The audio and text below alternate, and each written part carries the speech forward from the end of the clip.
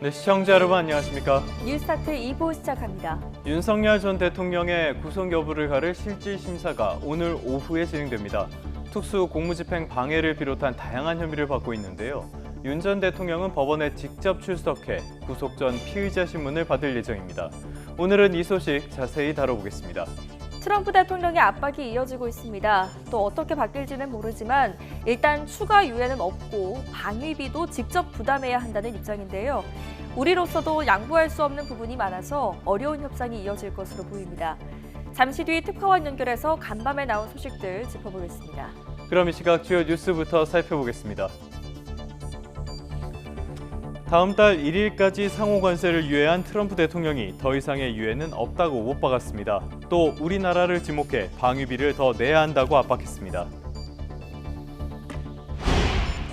윤석열 전 대통령에 대한 구속영장의 실질 심사가 오늘 오후에 열립니다.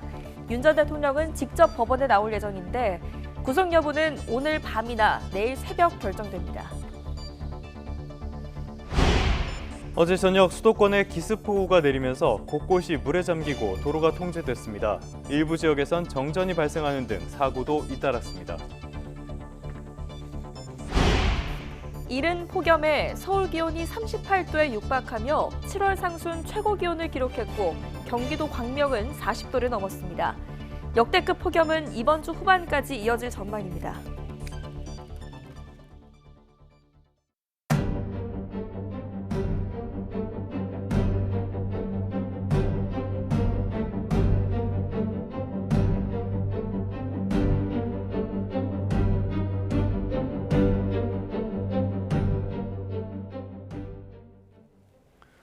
네, 특검 진행 상황부터 살펴보겠습니다. 내란 특검 수사를 받는 윤석열 전 대통령이 오늘 두 번째 영장 실질 심사를 받습니다.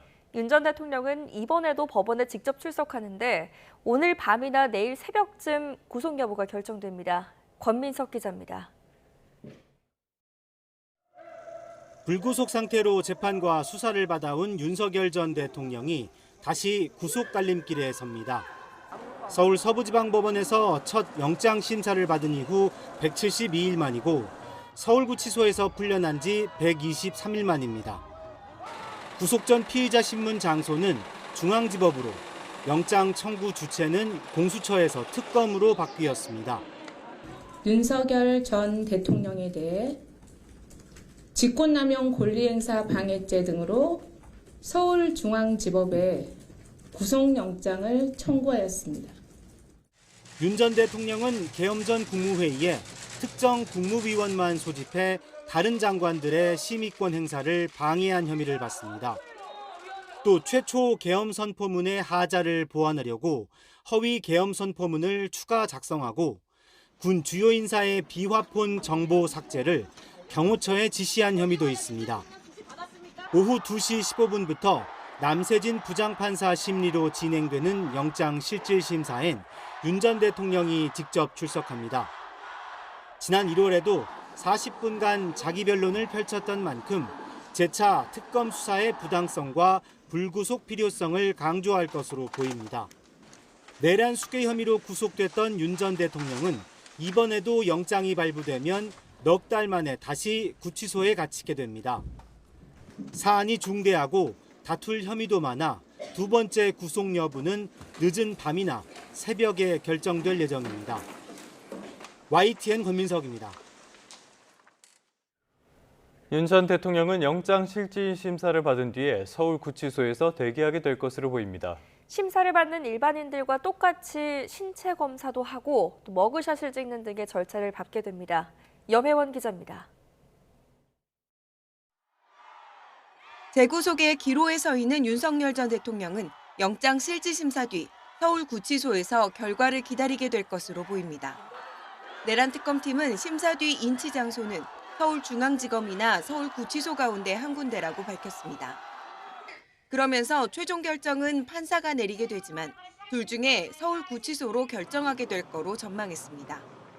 윤 전 대통령은 지난 1월 받았던 첫 심사 뒤에도 당시 수감돼 있던 서울구치소로 돌아갔습니다. 결과를 기다리면서는 원칙대로 지문 채취와 머그샷 촬영 등 일반인과 똑같은 절차를 밟게 됩니다. 대기 중엔 입고 온 옷을 그대로 착용할 수 있습니다. 그동안 영장 실질 심사를 받았던 전직 대통령들은 각기 다른 장소에서 결과를 기다렸습니다. 박근혜 전 대통령은 서울중앙지검 유치시설에서 결과를 기다리다 구속됐고, 이명박 전 대통령은 심사에 출석하지 않아 자택에서 영장을 집행하고 동부구치소로 호송했습니다. YTN 염혜원입니다. 경찰은 오늘 윤 전 대통령의 구속영장 실질심사에 대비해 경력 2,000여 명을 배치하고 불법 폭력 행위에 무관용 원칙으로 엄정 대처하겠다고 밝혔습니다. 서울경찰청은 충분한 경력과 장비를 동원해 상황을 안정적으로 관리할 방침이라면서 이같이 설명했습니다. 그러면서 영장 발부 여부가 완전히 종료될 때까지 서울중앙지방법원 주변에 기동대 30개 부대와 안전펜스 같은 차단 장비 350여 점을 배치해 총력 대응할 계획이라고 밝혔습니다. 김건희 특검팀은 공천 개입 의혹과 관련해 전방위 압수수색을 벌이면서 수사를 본격화했습니다. 삼부토건 주가 조작 사건에 대해서는 연일 관계자들을 부르며 속도를 내고 있습니다. 안동준 기자가 취재했습니다. 국민의힘 윤상현 의원의 국회 사무실에 수사관들이 들어갑니다. 김건희 특별검사팀이 윤석열 전 대통령과 김 여사의 공천 개입 의혹 수사를 위해 압수수색에 나선 겁니다. 압수수색은 윤 의원 사무실을 비롯해 김영선 전 의원, 김상민 전 부장검사의 자택과 사무실 등 10여 곳에서 동시다발 진행됐습니다. 특검은 그동안 공천거래, 부당한 선거 개입과 관련한 많은 의혹이 장기간 제기되어 온 만큼 신속하게 사건의 진상을 규명할 필요가 있다고 판단하고, 지난 2022년 국회의원 재보궐선거 당시 국민의힘 공천관리위원장이었던 윤 의원은 지난해 공개된 윤석열 전 대통령과 명태균 씨 사이 통화에 등장하며 논란이 됐습니다. 김 전 의원은 지난해 총선을 앞두고 원래 지역구이던 창원 의창 대신 김해 갑에 출마한 것을 두고 김건희 여사가 영향력을 행사했다는 의혹을 받고 있습니다. 창원 의창에 김상민 전 검사가 출마하는 대신 김 전 의원의 김해갑 출마를 제안한 게 아니냐는 겁니다. 특검이 압수물 분석과 관련자 소환 조사 등을 신속히 진행하겠다고 밝힌 만큼 압수수색을 기점으로 김 여사의 공천 개입 의혹에 대한 수사도 본격화할 전망입니다. 특검팀은 수사 관련 자료를 제출받기 위해 경찰청 국가수사본부에 대한 압수수색도 진행했습니다. 또 가장 먼저 강제 수사에 나섰던 삼부토건 주가 조작 의혹에 대해서도 연일 관계자를 소환해 조사하고 있습니다. 정창래 전 삼부토건 대표와 이응준 회장의 소환 조사도 예정돼 있는데 주가 조작 의혹을 확인하는 것을 넘어 김 여사와의 연결고리도 찾을 수 있을지 주목됩니다. YTN 안동준입니다. 숙명여대가 서울시 교육청에 김건희 여사의 교원 자격 취소를 요청했습니다. 석사 학위 논문에 대해 학위 취소 결정을 내린 데 따른 후속 절차라고 설명했는데요. 국민대는 김 여사의 개인정보 제공 동의서를 받지 못해서 박사 학위 취소 절차에 차질을 겪고 있습니다. 유서현 기자가 보도합니다. 숙명여자대학교가 서울시 교육청에 김건희 여사의 교원 자격증 취소를 요청했습니다. 숙명여대는 김 여사가 부정한 방법으로 자격증을 받은 사실이 인정된다며 교원 양성위원회를 열어 자격 취소를 신청하기로 의결했다고 밝혔습니다. 지난달 24일 김 여사의 논문 표절로 교육대학원 석사 학위를 취소한 데 따른 후속 절차라는 설명입니다. 논문 표절 의혹이 제기되고 3년여 만에 학위 취소가 결정된 이후 약 2주 만에 교원 자격증 취소 신청까지 이뤄진 겁니다. 하지만 김 여사의 박사 학위 취소는 시간이 걸릴 전망입니다. 국민대가 김 여사의 석사 학위 수여 관련 사실 확인을 요청했지만 숙명여대가 개인정보보호법에 따라 제공하지 못하고 있기 때문입니다.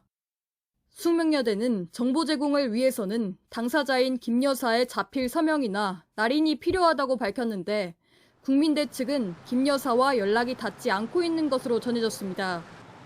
숙명여대는 국민대가 김 여사의 동의서나 현행법상 예외 사유에 해당한다는 자료를 첨부해 다시 요청할 경우 신속히 회신하겠다는 방침입니다. YTN 유서연입니다.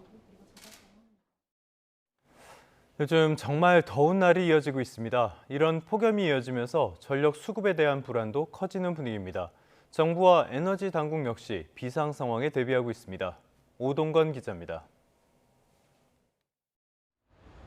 지난 4월 스페인과 포르투갈을 덮친 유럽 역사상 최악의 대정전 사고. 태양광 등 재생에너지의 간헐성에 전력망 불안정이 겹치면서 발생한 대정전 사고는 최대 45억 유로에 달하는 막대한 피해를 남겼습니다. 우리나라도 이른 폭염 속 전력 수요가 크게 오르며 우려가 커지고 있습니다. 최대 전력이 지난해보다 2주나 빨리 90기가와트를 초과했고 최대 전력 수요는 이미 93.4기가와트를 기록해 재작년 최대치에 근접했습니다. 여름철 역대 최대 전력 수요는 지난해 8월 97.1기가와트였는데 이를 넘어설 수 있다는 전망까지 나오고 있습니다. 정부는 전력 수급 준비 상황 점검회를 열고 현장 점검에 들어갔습니다. 산업부는 예비력 10기가와트 이상을 유지할 수 있다고 자신하면서도 혹시 모를 사고 대비에 착수했습니다. 역대급 폭염이 장시간 지속되거나 설비가 불시에 고장날 경우에는 상당히 좀 어려움이 있을 수도 있기 때문에 전력 수급 상황을 면밀히 모니터링하고 사전 조치도 철저히 해야 될 필요성이 있습니다. 한국전력공사도 재난종합상황실에서 전국 지역본부가 동시에 참여하는 훈련을 실시하고 9월까지 비상근무 인력 2만 5천여 명을 투입하며 비상 상황에 대비하기로 했습니다. 역대급 폭염에 전력 수요가 급증하면서 정부와 에너지 당국은 어느 때보다 긴장된 모습으로 대응에 나서고 있습니다. YTN 오동건입니다.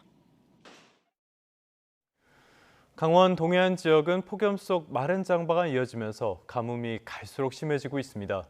저수지는 바닥을 드러냈고요. 물 사용이 늘어나는 피서철까지 겹쳐 생활용수와 농업용수 공급에 비상이 걸렸습니다. 송세혁 기자입니다. 강릉 지역 주요 상수원인 오봉 저수지 상류입니다. 바짝 말라붙은 저수지 바닥은 풀밭처럼 변했고 한때 물에 잠겼던 나무들은 밑동까지 보입니다. 평소 같으면 어른 키를 훌쩍 넘게 물이 차 있던 곳입니다. 하지만 지금은 사람이 걸어 다닐 수 있을 정도로 바닥이 훤히 드러나 있습니다. 장마철인데도 비다운 비가 내리지 않고 대신 폭염이 기승을 부리면서 때 아닌 가뭄이 이어지고 있는 겁니다. 올해 강릉의 누적 강수량은 235mm로 평년의 절반에도 못 미칩니다. 오봉 저수지 저수율은 30%대로 뚝 떨어졌고 농업용수는 지난달부터 제한급수에 들어갔습니다. 다른 강원 동해안 지역도 사정은 비슷합니다. 메말라 쩍쩍 갈라진 논밭을 바라보는 농민들은 속이 타들어갑니다. 그 사주사 하루 종일 뿌렸습니다. 한뱀을. 그런데 그게 한 이틀 후면은 또 마릅니다. 그 마르면은 하루만 지나면은 그 벼는 다 죽습니다. 물 사용이 늘어나는 피서철을 맞아 생활용수 공급에도 비상이 걸렸습니다. 지금 추세라면 다음 주 후반부터는 생활용수 제한급수가 불가피합니다. 강릉시는 하루 15,000톤 규모의 대체 수원을 확보하고 물절약 운동도 벌이고 있습니다. 대형 아파트나 그다음에 호텔, 콘도 부분에 대해서 그 저수지에서 올라가는 급수 그 가압량을 좀 조절해달라고 협조를 했습니다. 강원 동해안 지역에는 당분간 단비 소식이 없어 가뭄 피해가 현실화되지 않을까 우려가 커지고 있습니다. YTN 송세혁입니다. 네, 삼성전자 2분기 실적이 시장 전망치를 크게 밑돌았습니다. 미국발 관세 여파가 우리 산업 전반에 그림자를 들이우는 가운데 여전히 부진한 반도체 사업이 실적 감소에 영향을 미친 것으로 보입니다. 황혜경 기자가 보도합니다. 삼성전자 2분기 실적이 시장 기대치를 크게 밑도는 어닝쇼크를 기록했습니다. 2분기 잠정 매출은 74조 원, 영업이익은 4조 6천억 원으로 지난해보다 각각 0.09%, 55.94% 감소했습니다.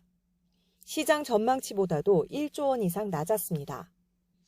2분기 들어 피해가 가시화한 미국발 관세나 글로벌 소비심리 위축, 환율 하락 등이 원인으로 꼽히고 있지만 무엇보다도 반도체 부문 실적이 저조한 점이 문제입니다. 삼성전자는 AI 칩에 대한 대중 제재로 판매 제약과 재고 충당이 발생해 전분기 대비 이익이 하락했다고 밝혔습니다. 재고 충당은 재고 자산의 가치 하락에 대비해 미리 일정 금액을 손실로 처리하는 것인데 수천억 원 규모를 설정한 것으로 추정됩니다. 다만 삼성전자 측은 개선된 고대역폭 메모리 HBM 제품이 고객별로 평가와 출하가 진행 중이고 하반기에는 비메모리 사업도 점진적으로 수요가 회복될 걸로 보인다면서 실적 개선에 기대감을 드러냈습니다. 삼성 디스플레이 그리고 삼성 스마트폰 모두 3분기가 이제 계절적 성수기이기 때문에 그에 따른 실적 반등은 당연할 것 같고 여기에 AMD 향으로 HBM3 12단 제품이 3분기부터는 기여할 것으로 예상되기 때문에 반도체 부분의 실적은 2분기를 저점으로 해서 회복되지 않을까. 이와 함께 삼성전자는 주주가치 제고를 위한 3조 9천억 원대 자사주 추가 매입 방침을 공시하고 지난해 밝힌 10조 규모 자사주 분할 매입 계획을 마무리했습니다. 10월까지 장내 매수해 2조 8천억 원어치는 소각하고 나머지는 임직원 상여 용도로 사용할 방침입니다. YTN 황희경입니다. 14일까지 해지 위약금이 면제되는 SKT 가입자들을 잡기 위해 이동통신사들 사이에서 뜨거운 쟁탈전이 벌어지고 있습니다. 여기에 삼성 스마트폰 신제품 출시와 또 오는 22일 단통법 폐지까지 겹치면서 이번 달 통신 대전이 벌어질 것으로 보입니다. 박기환 기자입니다. 한 통신사 대리점 앞에 SKT 위약금 면제를 알리는 피켓이 여기저기 붙어 있습니다. 쓰던 기기 그대로 통신사를 바꾸면 현금 70만 원을 준다는 문구도 눈에 띕니다. 또 다른 통신사 역시 자극적인 문구로 SKT 탈출을 유도합니다. 온라인에는 통신사 변경 시 최신 스마트폰 가격을 70만 원 가까이 깎아준다는 가격표까지 나와 있습니다. 이른바 휴대폰 성지에선 올해 초 출시된 갤럭시 S25를 20만 원대로 살 수 있다고 말합니다. 출고가 135만 원 기준 100만 원 넘는 보조금이 붙은 셈입니다. 25는 얼마나 돼요? 10년 나가면 축구가 괜찮으니까 22만 원이거든요. 개인정보는 물론 자녀까지 위험해질 수 있다며 SKT 가입자들의 공포심을 자극하는 영업용 대본도 등장했습니다. 이처럼 SK텔레콤이 위약금 면제를 발표한 뒤 통신사 간 경쟁이 과열되면서 뺏고 뺏기는 가입자 쟁탈전이 현실로 나타났습니다. 위약금 부담을 덜게 된 SKT 가입자 2만 8천여 명이 4일 새 KT와 LG U+로 향했습니다. 반면 보상정책과 보조금 맞대응에 SKT로 가는 사람도 적지 않았습니다. 이뿐만이 아닙니다. 매번 통신사 혈전이 펼쳐지는 삼성전자의 신제품 출시가 임박한 데다 오는 22일에는 10여 년간 보조금을 틀어막았던 단말기 유통구조 개선법도 사라집니다. 과도한 경쟁 조짐이 나타나자 방송통신위원회는 이통 3사를 소집해 허위 과장 광고와 불법 행위 등에 대한 실태를 점검하고 있다면서 단속에 나섰습니다. 오랜 기간 순위 변동이 없던 이동통신 시장이 격변기를 맞으면서 가입자를 늘리려는 통신 3사의 경쟁이 치열하게 펼쳐질 전망입니다. YTN 박견입니다.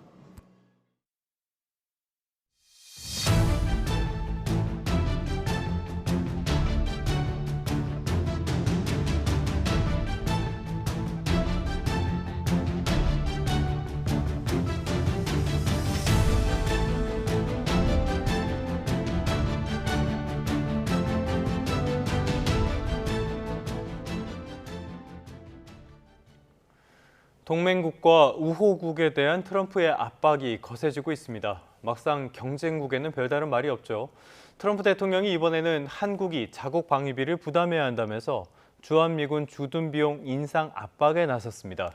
또 상호 관세는 8월 1일부터 부과된다며 더 이상의 유예 연장은 없을 것이라고 말을 바꿨습니다. 워싱턴 연결합니다. 홍상희 특파원. 트럼프 대통령이 한국이 방위비를 직접 부담해야 한다 이렇게 말했는데 시점이 미묘합니다. 네, 그렇습니다. 어제 우리나라와 일본에 대한 상호관세 서한을 가장 먼저 공개한 데 이어서 오늘도 한국 방위비를 언급했습니다. 오늘날 백악관에서 내각회의가 있었는데요. 트럼프 대통령은 미군이 한국을 재건하고 머물렀지만 한국은 미군의 비용을 너무 적게 내고 있다고 말했습니다. 우선 들어보시겠습니다. I mean, South Korea is making a lot of money, and they're very good. They're very good, but you know, they should be paying for their own military. 네, 트럼프 대통령은 집권 1기 당시 한국이 수십억 달러를 지급하게 본인이 했는데 바이든 전 대통령이 취소했다면서 대선 당시 주장했던 것처럼 한국이 1년에 100억 달러, 약 13조 7천억 원을 지불해야 한다고 주장했습니다. 방위비 분담금, 즉 주한미군 주둔 비용 추가 인상 압박에 나선 것으로 보입니다. 특히 상호관세를 포함한 한미 무역 협상이 진행되는 이 시점에 방위비를 언급해서 이 안보 협상과 무역 협상을 연계할 가능성도 다시 커지고 있는 분위기입니다. 트럼프 대통령은 지난 4월 9일 상호관세 90일 유예를 발표했을 당시에도 한국이 미군 주둔 비용을 제대로 내지 않는다면서 방위비 분담금 증액과 관세를 하나의 패키지로 묶어서 포괄적으로 협상하겠다고 말했습니다. 트럼프 대통령은 오늘 현재 2만 8천여 명인 주한미군 규모를 4만 5천 명이라면서 수치를 또 잘못 말하기도 했습니다. 말은 또 바뀌는 것 같습니다. 어제는 상호관세 유예 기간 유동적일 수 있다 이렇게 말을 했는데 오늘 말은 또 완전히 달라진 것 같아요. 네, 그렇습니다. 트럼프 대통령은 8월 1일부터 상호관세를 부과할 것이라면서 더 연장하지 않겠다고 오늘 말했습니다. 트럼프 대통령은 8월 1일부터 큰 돈이 들어오기 시작할 거라며 이 날짜는 변하지 않을 거라고 말했습니다. 들어보시겠습니다. It's always been August 1st, that's when we're paying. A statement was put out today, and I put it out just to make it clear. It wasn't a change, it was August 1st. 네, 트럼프 대통령이 어제는 이 마음이 드는 제안이 온다면 8월 1일 관세 부과일도 조정할 수 있다고 말한 것과 다른 입장을 보인 겁니다. 러트닉 상무장관은 트럼프 대통령이 앞으로 이틀 동안 15개에서 20개 교역국에도 서한을 더 보낼 거라고 말하기도 했습니다. 우리나라 주력 수출품인 반도체에 대한 관세 부과도 예고했는데 언제쯤 발표할 것으로 보입니까? 네, 반도체에 대한 관세 부과 계획은 이르면 이달 말에 발표될 것으로 보입니다. 트럼프 대통령은 오늘 낮 내각회의에서 이 반도체에 대한 관세도 곧 발표할 것이라고 말했는데요. 하지만 언제부터 관세를 부과할지 또 얼만큼의 관세율이 될지는 구체적으로 밝히지 않았습니다. 그렇지만 하워드 러트닉 상무장관이 내각회의 직후에 CNBC와의 인터뷰에서 이 반도체와 의약품은 이달 말까지 조사를 마칠 계획이고 그 이후 대통령이 결정할 것이라고 밝혔습니다. 반도체는 말씀하신 대로 자동차에 이은 우리나라 대미 수출 2위 품목이기 때문에 관세가 발효될 경우 피해가 불가피합니다. 트럼프 대통령은 구리에도 50%의 관세를 부과하겠다면서 오늘 발표할 거라고 말했는데요. 이 러트닉 장관은 이에 대해서 트럼프 대통령이 구리에 대한 관세를 트루스 소셜 등을 통해서 발표를 하면 이달 말이나 8월 1일에 발효할 가능성이 크다고 밝혔습니다.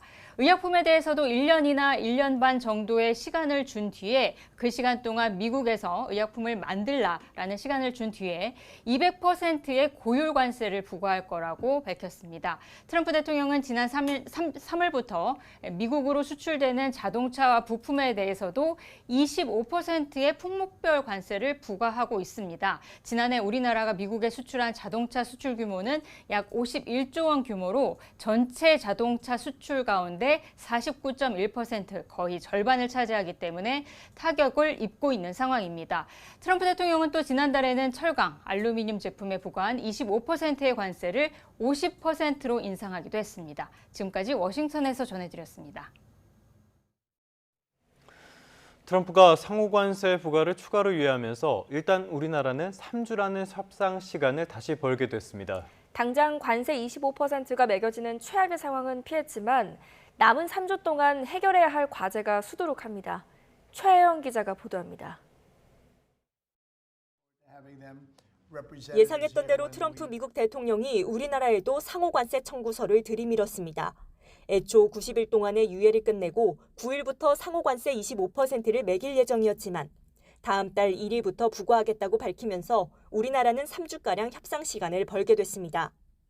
추가로 시간을 준 건 더 좋은 협상안을 가져오라는 압박과 동시에 타결 의지를 드러낸 것으로 풀이됩니다. 당장 관세 폭탄은 피했지만 3주 동안 갈 길이 멉니다. 농축산물 시장 추가 개방과 구글 정밀지도 반출 허용, 알래스카 액화 천연가스 사업 참여 등 미국이 요구하는 어느 것 하나 쉽게 결정할 수 없기 때문입니다. 이 과정에서 국민을 얼마나 설득하느냐도 관건입니다. 더욱이 미국이 상호관세와 별개로 품목관세에 강경한 입장을 보이는 것도 걸림돌입니다. 자동차, 철강, 그다음에 특히 한국은 반도체도 앞으로 지금 품목별 관세 부과가 예정되어 있는데 이런 것들은 협상이 생각보다 조금 더 어려워진 측면이 이에 미국을 방문 중인 여항구 통상교섭 본부장은 하워드 러트닉 상무부 장관과 만나 한미 간 제조업 협력을 강조하면서 이를 위해 최종 합의에 품목관세가 반드시 포함돼야 한다고 강조했습니다. 이와 함께 정부는 자동차, 철강 등 국내 업계와 긴급 점검 회의를 열고 대응 방안도 논의했습니다. 국익 최우선 원칙 하에 우리 기업의 불확실성과 피해를 최소화하기 위해 최선을 다하겠습니다.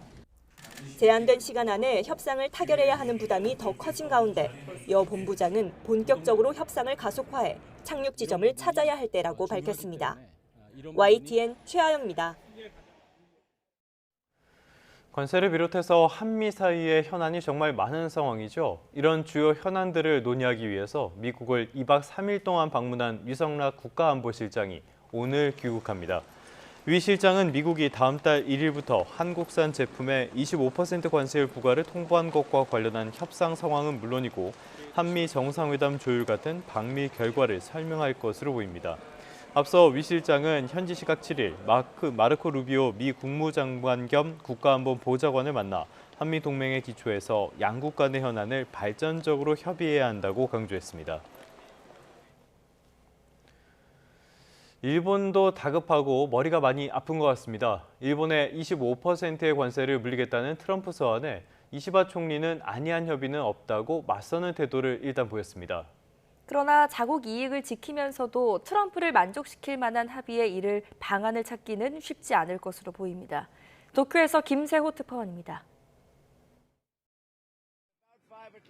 일본에 대한 상호 관세를 24%에서 25%로 올리겠다는 트럼프 대통령 서한에 일본은 당황한 모습이 역력합니다.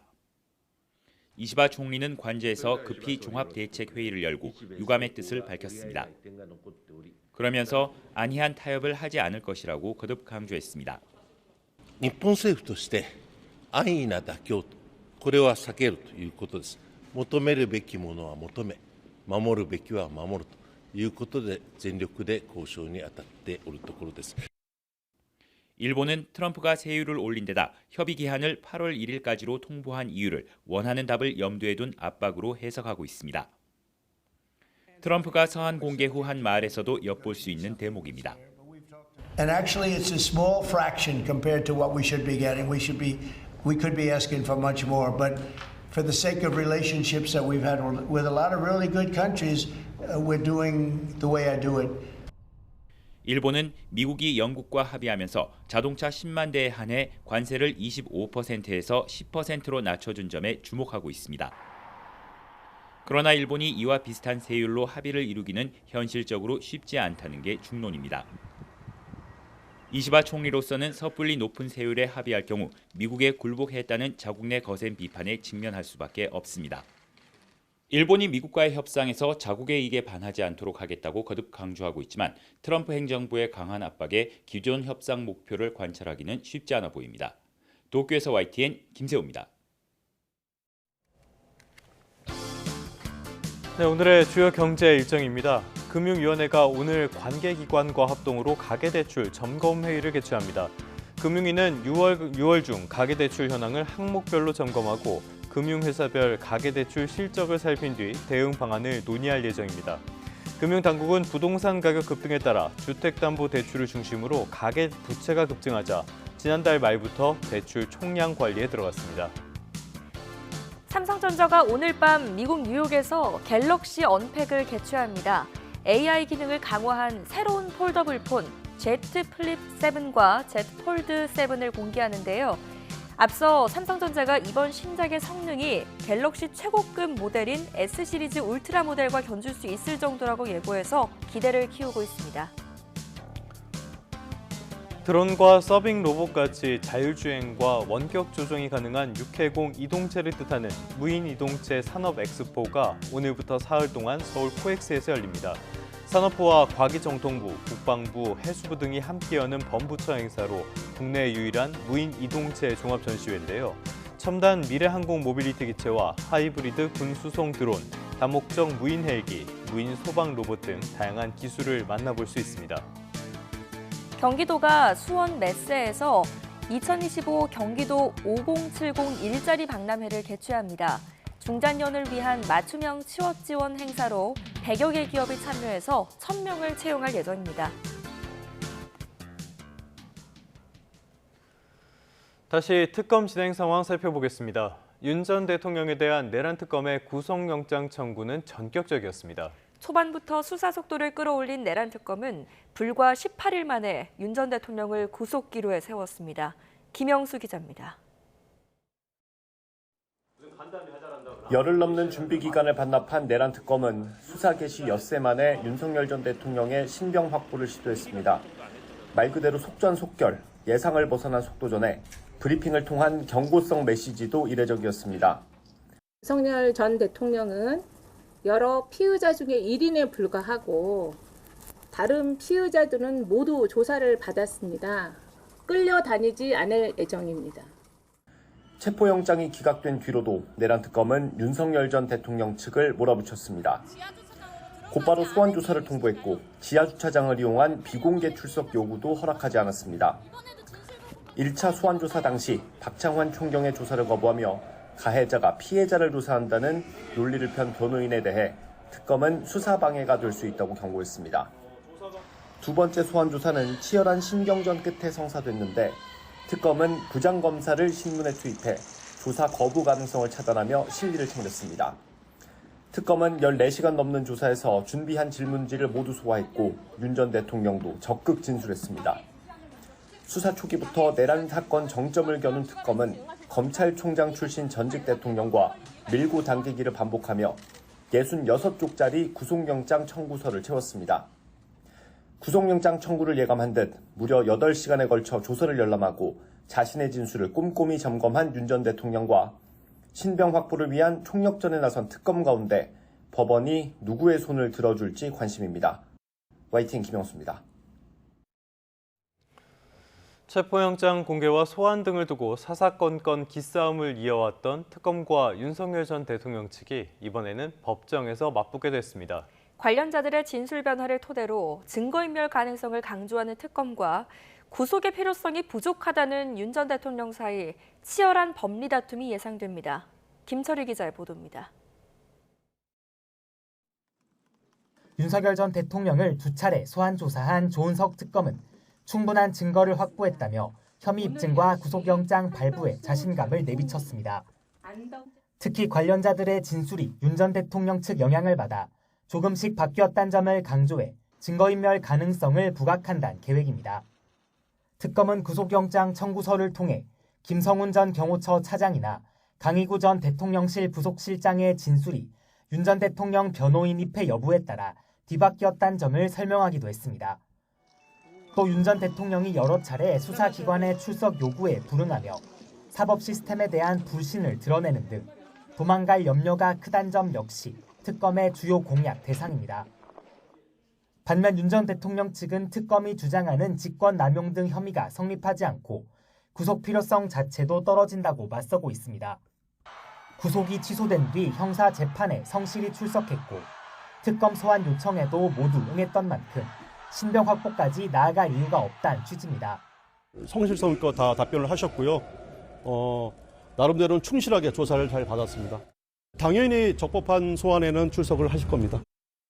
이를 법원에 충실히 전달하기 위해 김홍일, 배보윤, 송진호, 김계리 변호사 등 변호인단뿐 아니라 윤석열 전 대통령도 직접 법정에 출석합니다. 윤석열 전 대통령 재구속 여부에 따라 향후 수사 주도권은 물론 특검 수사 성패까지 갈릴 가능성이 커 법정에서도 한치 양보 없는 창과 방패에 치열한 수싸움이 예측됩니다. YTN 김철입니다. 차상병 순직 사건을 수사하는 이명현 특검팀이 경북경찰청 수사부장을 지낸 노모 경무관을 소환 조사한 것으로 알려졌습니다.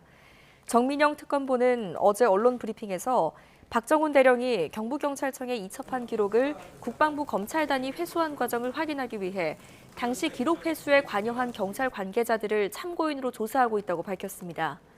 노 경무관은 재작년 8월 국방부 검찰단이 경찰로 입첩된 해병대 수사단의 초동조사 기록을 회수할 수 있게 국방부와 조율했다는 의혹을 받고 있습니다.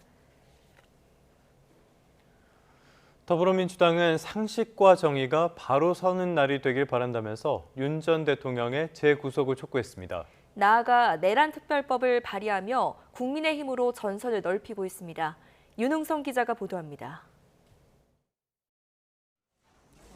구속 갈림길에 선 윤석열 전 대통령을 향해 민주당은 내란 수괴가 거리를 활보하는 현실은 민주공화국에 대한 조롱이자 법치에 대한 모독이라고 강도 높게 비판했습니다. 김병기 원내대표는 지난 4개월 마지막 여흥이 끝났다며 이젠 감옥으로 돌아갈 시간이라고 했습니다. 이어 특검 조사를 받는 지금까지도 허위 진술을 부하들에게 강요하고 있다면서 사법부의 재구속을 촉구했습니다. 내란 수괴 윤석열과 그 일당들 그리고 내란 동조 세력이 법과 역사의 심판을 받을 때까지 긴장을 늦추면 절대 안 됩니다. 윤석열이 무너뜨린 상식과 정의가 바로 서는 날이 되길 기대합니다. 특히 김건희 여사를 향해서도 영부인의 지위로 국정 전반에 개입한 것도 모자라 주가 조작에 이용한 것이 명백하다며 특검이 김 여사를 포토라인에 세워야 한다고 강조했습니다. 빼박 증거가 넘쳐나는 김건희에 대해 신속하고 철저하게 수사하기 바랍니다. 김건희를 검찰 포토라인에 세워 법 앞에 모두가 평등함을 입증하기 바랍니다. 민주당은 윤 전 대통령 부부를 넘어 국민의힘으로 전선도 넓혔습니다. 내란범에 대한 사면 복권을 제한하고 나아가 내란범 배출 정당은 국고 보조금을 끊는 내용의 내란특별법이 박찬대 의원 주도로 발의된 겁니다. 비상계엄이 선포된 지난해 12월 3일을 기점으로 지급된 돈까지 환수하겠다는 방침인데 3대 특검으로 가뜩이나 뒤숭숭한 야당으로선 치명상일 수밖에 없습니다. 때마침 공천 개입 의혹을 수사하는 김건희 특검팀이 윤상현 의원 사무실 등을 전격 압수수색하면서 국민의힘은 정치보복, 과잉 수사라고 반발하고 있습니다. 옛말에 화무 11홍이고 건불 10년이라고 했는데 그 칼날이 언제 되돌아올지 모릅니다. 윤석열 전 대통령의 신병 확보에 따라 특검 수사가 요동칠 수 있는 만큼 여의도 정치권은 서초동에 주목하고 있습니다. YTN 윤홍성입니다. 오늘도 더위의 기세가 만만치 않겠습니다. 서쪽 지방을 중심으로 폭염경보가 발령 중인 가운데 종일 푹푹 찌는 날씨가 이어지겠는데요. 현재 기온 살펴보시면 서울은 27.5도로 체감온도는 초열대야 기준인 30도에 육박하고 있고요. 그 밖의 지역도 청주가 28.5도, 광주는 27도를 나타내고 있습니다. 낮 동안에도 서쪽 지방은 35도 안팎의 폭염이 기승을 부리겠습니다.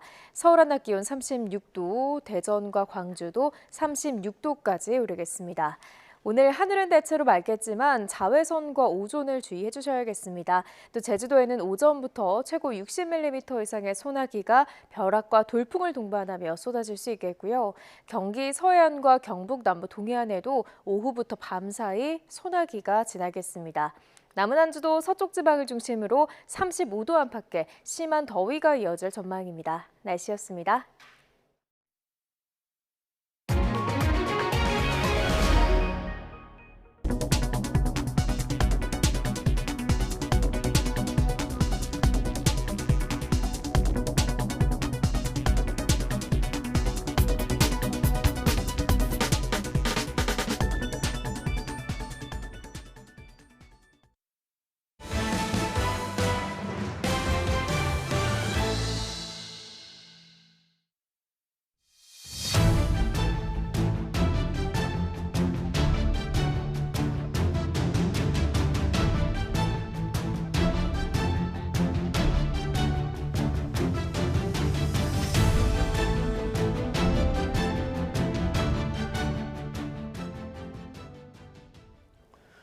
이번엔 날씨 관련 소식 살펴보겠습니다. 어제 낮 불볕더위에 이어서 저녁에는 기습폭우가 내리면서 당황하신 분들 많을 것 같습니다.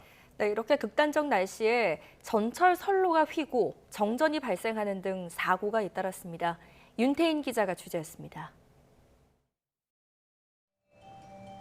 폭염으로 인한 연수 지연으로 일부 전동 열차의 운행이 지연되고 있습니다. 수색역 근처 경의중앙선 하행선철로에 문제가 포착된 건 어제 오후 5시쯤입니다. 기록적 폭염에 철로가 휘어진 건데 내부 보고를 접수한 코레일은 상하행선 모든 열차를 반대편 선로로 운행하며 안전점검에 나섰습니다. 휘어진 선로를 점검한 코레일은 운행이 가능하다고 판단해 열차를 시속 15km 이하로 서행 운행했습니다. 평소 배차 간격이 빠듯하지 않아 운행 일정에 지장은 없었고 2시간 반 만에 정상 속도로 운행됐습니다. 지하주차장으로 내려가는 길목, 차단기가 이도저도 아닌 각도로 멈춰 있습니다. 경기 고양시 덕은동에 있는 오피스텔에 돌연 전기 공급이 끊긴 겁니다. 주차장에 들어갔을 때 너무 깜깜했어요. 좀만 방심하면은 큰 사고 날 뻔할 것 같이 좀 무서웠어요. 이번엔 더위가 아닌 기습 폭우 때문이었습니다. 한전은 폭우로 전깃줄이 합선돼 정전이 발생한 것으로 보인다고 설명했는데 1시간가량 730여 세대가 피해를 봤습니다. 한전은 곧바로 복구를 마쳤지만 오피스텔 설비에 이상이 생겨 정전이 길어졌다고 덧붙였습니다. 비가 그친 밤, 경기 군포시 일부 지역에도 정전이 발생했습니다. 24시간 배달업체들도 있어갖고 밤늦게까지 영업을 하는 곳인데 지금 전기가 나가서 꺼져 있는 상태예요. 일부 건물은 1시간 반 가까이 전기가 들어오지 않으면서 열대야 속 주민들이 불편을 겪었습니다. YTN 윤태인입니다. 폭염 속에서도 비닐하우스에서 사는 사람들이 있습니다. 경기 과천시에 있는 꿀벌마을 주민들인데요. 비닐하우스 마을을 오승훈 기자가 취재했습니다. 도심 한복판에 비닐하우스가 모여 있습니다. 문을 열고 들어가니 살림살이가 가득합니다. 450여 가구, 750여 명의 주민이 사는 경기 과천시 꿀벌마을의 비닐하우스 집입니다. 폭염 속 비닐하우스는 그야말로 찜통입니다. 이렇게 무슨 요즘에 날씨가 더운데 무슨 열사병 걸려서 뭐 죽으라는 것 같아서 정말 참담할 뿐입니다. 이곳 주민들의 집인 비닐하우스 안에 들어왔습니다. 가만히 서 있기만 해도 이렇게 땀이 줄줄 흐르는데요. 온도계로 집안 온도를 재보니 무려 40도가 넘는 것으로 나옵니다. 지난 3월 꿀벌마을에 난 화재로 일부 가구는 전기와 수도까지 끊겼습니다. 선풍기도 못 틀고 냉장고도 텅텅 비었습니다. 견디다 못한 일부 주민들은 마을 회관으로 대피했습니다. 지금도 많이 덥잖아요. 근데 어쨌든 오후만 되면은 더 많이 찜질이니까는 들어올 수가 없죠. 꿀벌마을은 3기 신도시 개발지구에 포함돼 연말부터 철거를 앞두고 있는데 일부 주민은 새로운 거처를 마련하는 것도 걱정입니다. 개발사업 주체인 한국토지주택공사와 경기주택도시공사는 공공임대주택 입주를 제한했는데 주민들은 보증금과 월세가 부담돼 이주 결정을 하지 못하고 있습니다. 지금은 어쨌든 여기 공동생활이 아닌 조그만 기어가는 들어가는 데라도 내 집이 있었으면 좋겠다는 게 소망이고. 아직 뾰족한 해법은 보이지 않는 가운데 오늘도 꿀벌마을 주민들은 비닐하우스 집에서 무더위와 사투를 벌이고 있습니다. YTN 오승훈입니다. 이런 기후변화, 기후위기는 정말 많은 부분에 변화를 가져오고 있습니다. 이번엔 경북으로 가보죠. 영덕 앞바다에서 100kg이 넘는 대형 참다랑어가 때로 잡혔다고 합니다. 동해안에선 좀처럼 잡히지 않던 값비싼 어종이 천여 마리나 잡혔지만 어민들은 오히려 울상이라고 합니다. 무슨 이유 때문인지 이윤재 기자가 취재했습니다. 사람 키보다 더 큰 참치가 항구로 내려집니다. 항구 바닥은 이미 대형 참치로 가득합니다. 노란 바구니에도 넘칠 정도로 담겼고 처음 보는 낯선 광경에 주민들도 놀란 표정입니다. 경북 영덕 앞바다에서 하루 사이 1,300마리, 61톤이 넘는 참치가 잡혔습니다. 온난화 영향으로 동해 수온이 오르면서 정치망에 참치떼가 몰려들어 유례없는 풍어를 이룬 겁니다. 일단은 신기했어요. 남태평양에 잡히는 고기가 여기서 잡히니까 신기하기도 하고 지구온난화 때문에 바다 때문에 그럴 수도 있는가 싶기도 하고 생각이 많아졌었거든요. 100kg이 넘는 참다랑어는 고급 어종으로 값비싼 식재료지만 이번에 잡힌 건 새우밥이 될 처지입니다. 수산자원을 지키기 위해 국제법으로 어획량을 제한했기 때문입니다. 우리나라에서 한 해 잡을 수 있는 참다랑어는 1219톤이고 경북에 할당된 양은 110톤입니다. 이 가운데 영덕에 배정된 물량은 추가 할당량을 포함해 47톤인데 거의 소진돼 더 잡아도 판매나 유통을 할 수 없는 겁니다. 해양수산부는 우선 정부 유보량을 좀 더 배분해 어민 피해를 줄인다는 방침입니다.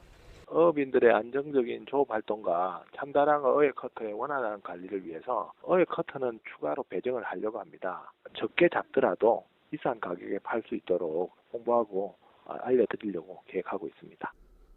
정부는 또 어민들이 효과적으로 조업해 국제적으로 제한된 어획량을 가치 있게 활용하도록 교육과 홍보 활동을 이어갈 방침입니다. YTN 이윤재입니다. 다음 소식입니다. 성장 호르몬 제제 같은 전문 의약품을 불법으로 판매한 도매상이 적발됐습니다. 의사 처방이 없는 전문 의약품 투약은 부작용 위험이 굉장히 크죠. 그런데도 보디빌딩 선수들이 근육을 단련하는 데 사용한 것으로 드러났습니다. 김정호 기자입니다. 전문의약품 도매상 창고에 약 상자가 가득합니다. 성장 호르몬 제제부터 중초신경 흥분제인 에페드린, 이뇨제 등입니다. 도매상은 지난 2020년 1월부터 5년 가까이 전문의약품 판매 자격이 없는 유통업체에 약을 넘겼습니다. 최종 소비자는 보디빌딩 선수들이었습니다. 이른바 근육 키우기에 사용된 겁니다. 식약처는 해당 도매상이 전문의약품 17만 개, 54억 원 상당을 불법 유통한 혐의를 포착했습니다. 약을 수출했다고 당국을 속인 뒤 빼돌린 것으로 의심합니다. 이게 어디에 쓰는 약이죠? 몰라요. 그때 수출 요청해가지고 그래갖고 제가 했는데 어디에 쓰는지 모르세요? 전문 의약품인데 뭐에 쓰는 약인지 모르고. 보디빌딩 선수들은 의사 처방도 없이 성장 호르몬 제제를 기본으로 전문 의약품을 여러 조합으로 섞어가며 투약한 것으로 드러났습니다. 전문의는 부작용을 경고합니다. 종양이 빨리 커져요. 너무 과량 사용하게 되면 거인증 있죠? 말단비대증. 그게 생길 수 있죠. 식약처는 도매상 대표와 직원 등 3명을 검찰에 넘기고 범죄 수익 1억 8천만 원 상당을 압수했습니다. YTN 김종호입니다. 지난해부터 대북전단 살포 문제로 갈등을 빚어온 납북자 가족단체가 전단 살포를 중단하겠다고 선언했습니다. 다만 반대 입장을 가진 다른 대북단체도 있어서 전단 살포가 완전히 멈출지는 조금 더 지켜봐야 할 것으로 보입니다. 양동훈 기자입니다. 지난해부터 대북전단 살포 문제로 논란을 빚어왔던 납북자 가족 모임이 전단 살포를 중단한다고 선언했습니다. 납북자 가족 모임은 경기 파주시 임진각에서 기자회견을 열고 정부의 납북자 문제 해결 의지를 확인했다며 이같이 밝혔습니다. 우리 문제는 천륜 문제입니다. 이 자리가 천륜의 장소입니다. 이 자리가 앞으로도 천륜의 만남의 장소가 돼야 합니다. 회견에 함께 참석한 파주시에서도 환영의 뜻을 밝혔습니다. 납북자 가족 모임 여러분의 대북전단 살포 중단 결정을 53만 파주 시민과 함께 환영하며 진심으로 감사드립니다. 전단 살포로 대남 방송이 다시 시작되는 건 아닌지 걱정했던 접경 지역 주민들도 안도하고 있습니다. 그래도 시끄럽잖아요, 서로. 그러니까 안 보내는 게 좋죠. 어르신들이 그날부터 밤을 너무나 편안하게 주무셔서 너무너무 행복했습니다. 좋은 일이 생길 것만 같은 그런 기분으로. 하지만 앞서 헌법재판소에서 대북전단 살포 금지를 위헌으로 판단한 만큼 앞으로도 계속 전단을 날려보내겠다는 단체들도 여전히 남아 있습니다. 헌법 개정하고선 그 얘기를 하라고 그러죠. 대법원 판결까지 났는데 북한 정부를 어떻게 직접 넣어요? 풍선밖에 없어요. 왜 안 날리겠다 하는지는 저는 모르겠고요. 북한 사람들도 알 권리가 있잖아요. 인터넷도 안 되지. 그러면 전단밖에 더 있겠어요? 납북자 가족 모임은 다른 대북전단 살포 단체들에도 남북 대화를 하루빨리 재개할 수 있도록 중단 선언에 동참해달라고 요청했는데 변화의 움직임이 확산할지는 지켜봐야 할 것으로 보입니다. YTN 양동훈입니다. 배우 이시영 씨가 이혼 소송 과정에서 전 남편의 동의 없이 냉동 배아를 이식해 둘째를 임신했다고 밝혔습니다. 이 씨는 자신의 선택에 책임을 지겠다고 밝혔는데요. 법적인 책임 그리고 생명 윤리를 두고 엇갈린 반응이 나오고 있습니다. 신지원 기자입니다. 배우 이시영 씨가 둘째를 임신했다고 밝혔습니다. 아이의 친부는 지난 3월 결혼 8년 만에 이혼한 전 남편입니다. 이시영 씨는 결혼 생활 중 시험관 시술로 둘째 아기를 준비하는 과정에서 수정된 배아를 이식받지 않은 채 시간이 흘렀다며 이혼 소송으로 법적 관계가 정리될 때쯤 배아의 냉동 보관 만료 시기가 다가왔고 배우자 동의 없이 이식을 결정했다고 설명했습니다. 또 보관 기간이 다 되어가는 배아를 도저히 제 손으로 폐기할 순 없었다며 어떤 질책이나 조언도 받아들이겠다고 밝혔습니다. 용기 있는 결정이라는 평가도 있지만 배우자 동의 없이 배아 이식을 결정했다는 점에서 생명윤리에 어긋난다는 비판도 나옵니다. 이 씨의 경우 전 남편이 시험관 시술에는 반대했더라도 아이에 대해선 책임지겠다는 입장으로 알려졌지만 비슷한 사례가 반복될 경우 법적 분쟁으로 번질 가능성도 있습니다. 동의 여부에 따라서 상속이라든지 또는 이제 양육비 지급에 관해서 양 당사자 간에 분쟁의 소지가 있을 것 같고요. 동의서 내용이 어떻게 작성되어 있느냐에 따라서 생명윤리법 위반이 해당이 된다 안 된다 그 문제가 발생할 수 있을 것 같습니다. 이시영 씨의 소속사는 둘째를 임신한 것은 사실이라면서도 개인적인 부분은 답변이 어렵다고 밝혔습니다. YTN 신지원입니다.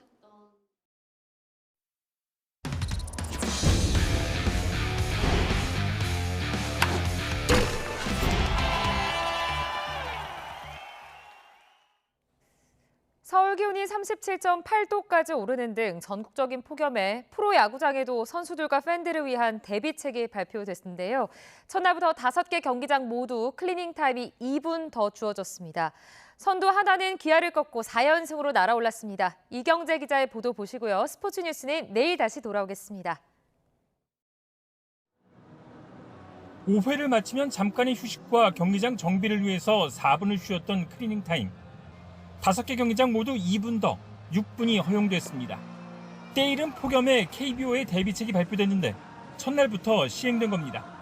클리닝 타임은 최대 10분까지 가능하고 충분한 냉방기와 음료의 배치, 의료 지원과 안내위원 증원 등도 포함됐습니다. 전반기 1위를 확정한 한화는 무더위에 더 힘을 냈습니다.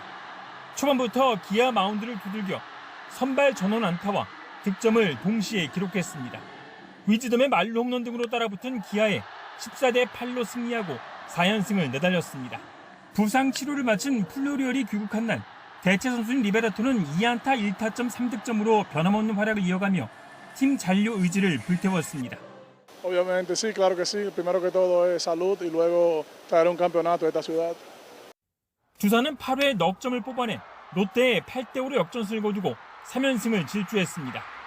7회 말 실점으로 이어진 실책을 했던 박계범이 2타점 결승타를 쳐냈고 K부는 8회와 9회 연타석 홈런을 때렸습니다. NC도 7회 타순을 한 바퀴 돌며 5점을 뽑아내 삼성의 역전승을 거두고 7위 삼성을 한 경기 반차로 따라붙었고 SSG는 7대1로 이겨 5-1-3을 하는 KT를 3연패로 몰아넣었습니다. LG는 키움을 4대3으로 꺾고 단독 2위에 복귀하며 선두 한화의 승차를 3경기 반으로 유지했습니다. YTN 이경재입니다. 트럼프 미 대통령이 욕설까지 섞어가며 푸틴 러시아 대통령을 공개적으로 비난했습니다. 푸틴이 사람을 너무 많이 죽이고 있어서 우크라이나에 대한 무기 지원을 승인했다며 휴전을 거부한 푸틴 대통령을 압박했습니다. 홍주혜 기자입니다. 지난주 정상통화 이후 푸틴 러시아 대통령을 향해 거듭 불만을 표출해온 트럼프 미국 대통령. 백악관에서 열린 내각회의에서도 푸틴 대통령을 강도 높게 비난합니다. 기자들과의 문답이 방송으로 생중계되는데도 비속어를 그대로 내뱉습니다.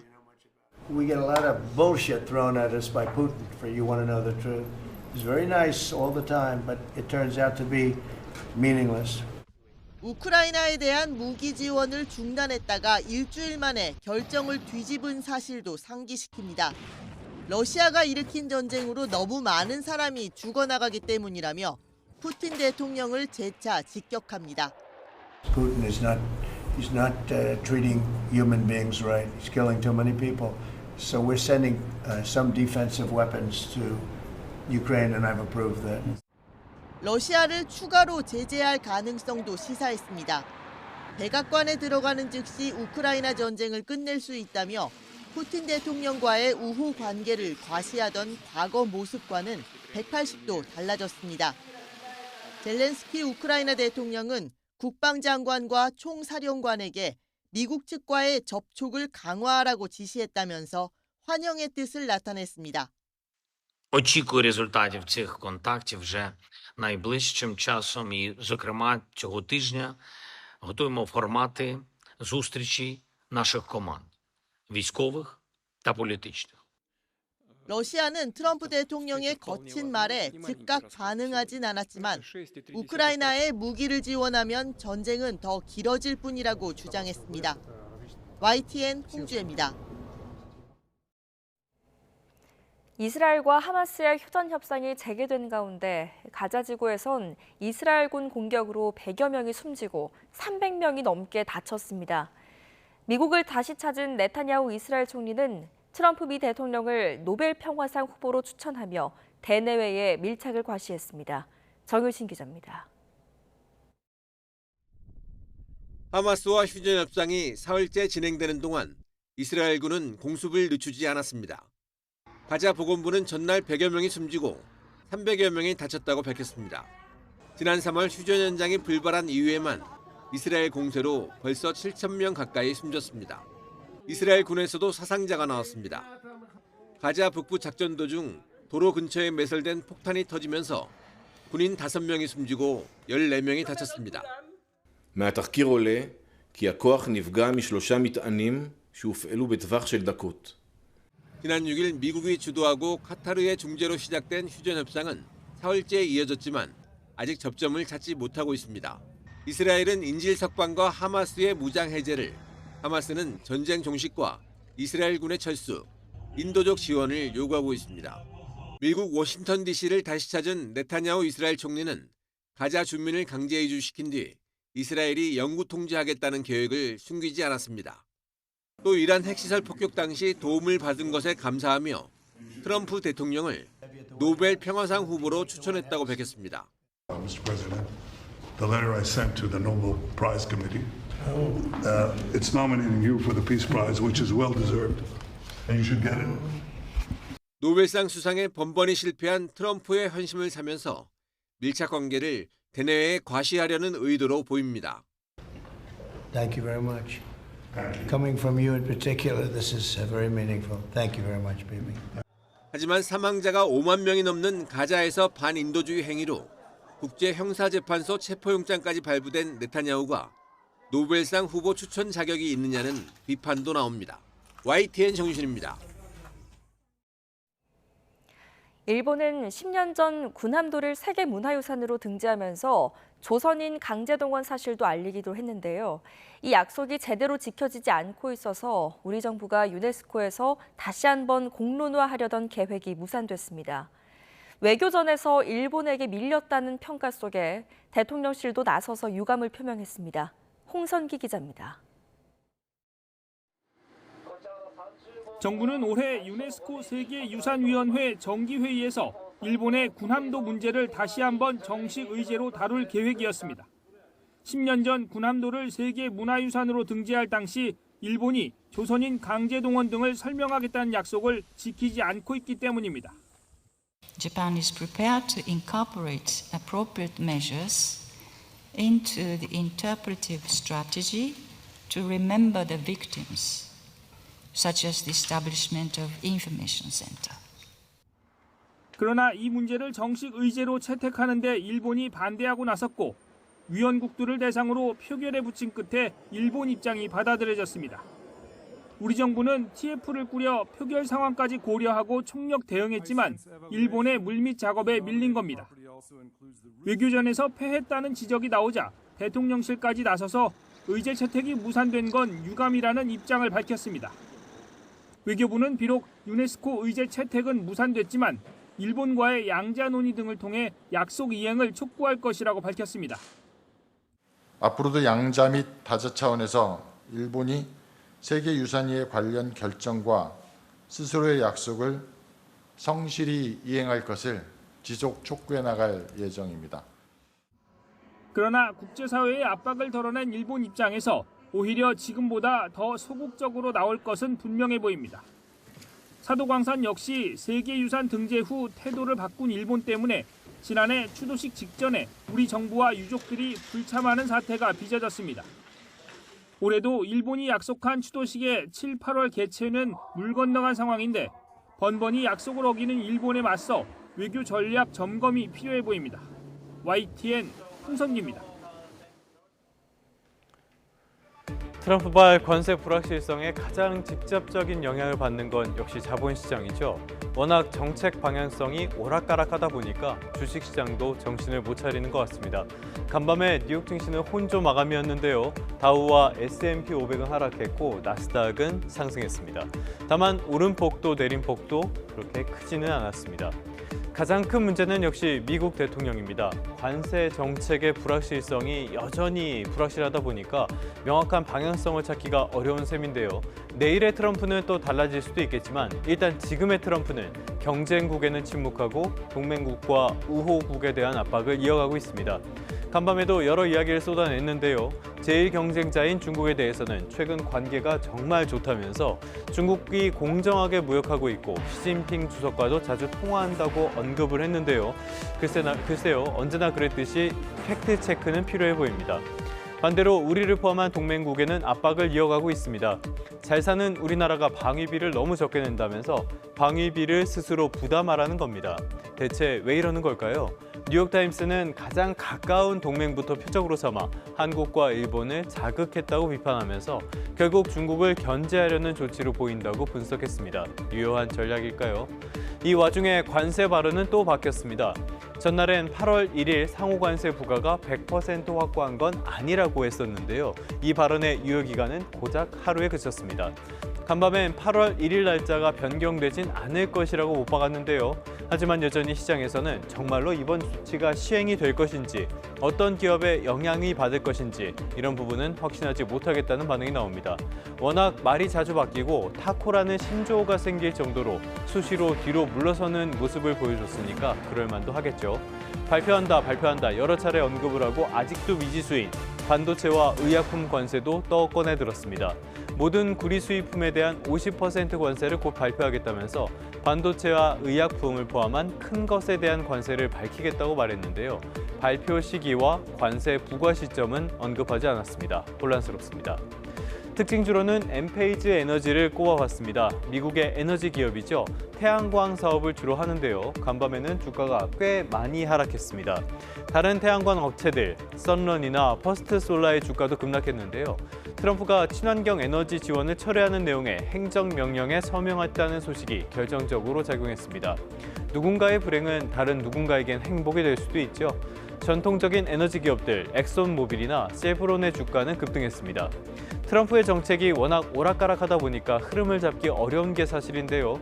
그래도 기후위기 부정이나 탄소 에너지 강조같이 몇 가지 뚜렷한 방향성은 있습니다. 이런 부분도 잘 챙겨보시는 게 좋겠습니다. 지금까지 3분 뉴욕 증시였습니다. 연일 견디기 힘든 폭염이 이어지고 있습니다. 서쪽 지방은 오늘도 더위의 기세가 만만치 않겠는데요. 우선 현재 서울 기온은 27.5도로 어제 같은 시각과 비슷하고요. 체감 온도는 30도에 육박하면서 무척 후텁지근합니다. 한낮 기온은 36도까지 치솟을 것으로 보이니까요. 틈틈이 수분 섭취를 하고 휴식을 취하는 등 온열 질환에 유의해 주셔야겠습니다. 기록적인 폭염이 나타났던 어제의 열기가 밤사이에도 식지 못하고 곳곳에서 열대야로 이어졌습니다. 지역별 현재 기온 살펴보면 청주 28.5도, 전주는 26.1도를 나타내고 있고요. 낮 동안에도 서쪽 지방은 35도 안팎의 폭염이 기승을 부리겠습니다. 서울과 대전, 광주의 한낮 기온 모두 36도까지 오르겠습니다. 반면 동풍의 영향으로 동해안 지역은 더위가 다소 완화되겠습니다. 오늘 전국이 대체로 맑겠지만 자외선이 강하겠고요. 서쪽 지방을 중심으로는 오존 농도도 짙어지겠습니다. 또 제주도는 오전부터 최고 60mm 이상의 소나기가 벼락과 돌풍을 동반하며 쏟아지겠고 경기 서해안과 경북 남부 동해안에도 오후부터 밤사이 소나기가 내리겠습니다. 남은 한 주도 서쪽 지역을 중심으로 35도 안팎의 심한 더위가 이어질 전망입니다. 낮 동안 기온이 크게 치솟으며 대기 불안정이 심해져 당분간 곳곳에 소나기가 자주 내릴 것으로 보이는데요. 소나기 특성상 좁은 지역에 기습적이고 매우 강한 비가 집중될 수 있겠습니다. 저지대 침수 등 피해가 발생하지 않도록 각별히 유의해 주셔야겠습니다. 지금까지 YTN 윤수빈입니다. 뉴스타트 3부 잠시 뒤에 계속됩니다.